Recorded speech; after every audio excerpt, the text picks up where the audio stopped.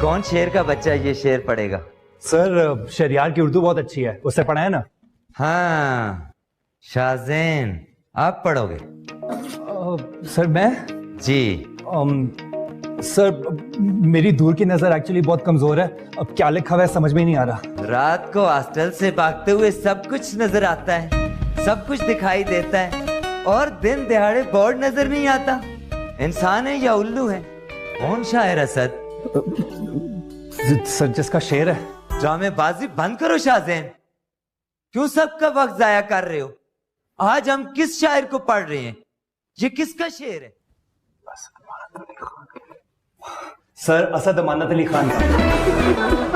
महीने रह गए आखिरी इम्तिहान को और अभी तक ये मालूम नहीं ये किसका शेर है। तो भाई है कोई जिसको ये मालूम हो ये किसका शेर है? या इतने बड़े अजीम शायर की तौहीन पर मैं जहर खा के खुदकुशी कर लूं? सर ये शेर असदुल्ला खान गालिब का है, जिसे उर्दू के सारे उस्ताद शायर अपना उस्ताद मानते हैं। Well done.